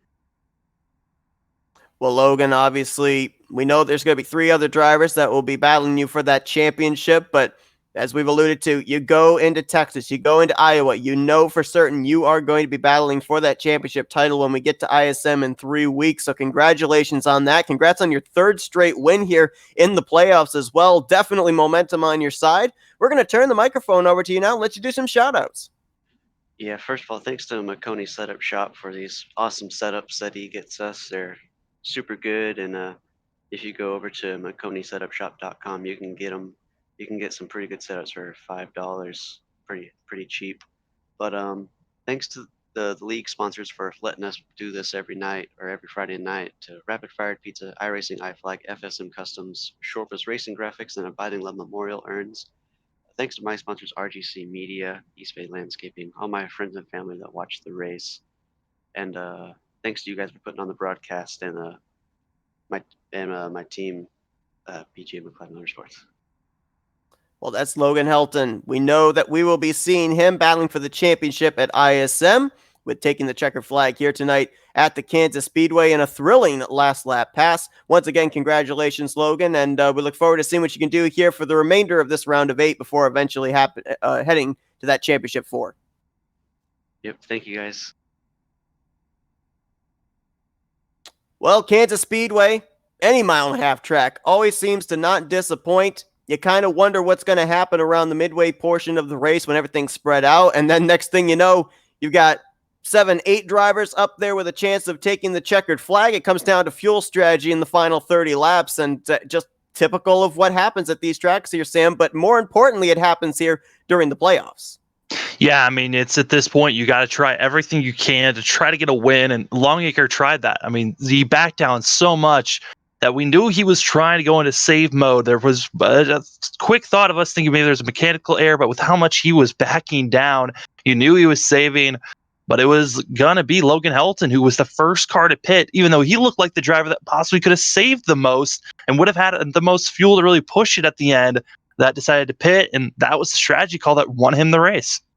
As we're looking forward to next week at Texas Motor Speedway, I'm looking in terms of those three drivers that really struggled here tonight, really of no making of their own, just wrong place, wrong time. Tim Williams, Kevin Roy, and Carson Bowers. They're going to have a bit of work to do when they get to Texas next week, and they were at Texas earlier on this season. Tim Williams finished 12th, Kevin Roy finished 13th, and Carson Bowers finished in 21st. So obviously want to do a lot better here the second time around at Texas than they did earlier on this season. Yeah, I mean, if we're just basing it off of Kansas and a lot of these mile-and-a-half stretch courses, I mean, Tim Williams and Carson Bowers have been quick. They're drivers to watch out for that have a good shot, to have a good run moving forward. Kevin Roy, I mean, just by him just trugging along, almost found himself with a top 10 finish here at the end. So the potentials of just keep running your race until that engine blows like it did for Tim Williams. I mean, you have to keep pushing, even if you're involved in an accident.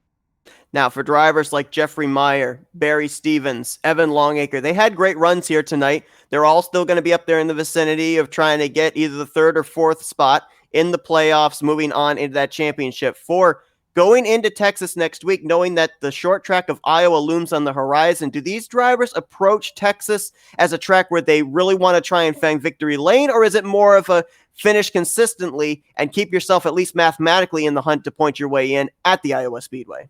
I think really you aim for just having a good day. I mean, you just want a top 5 finish or a top 8 finish, really.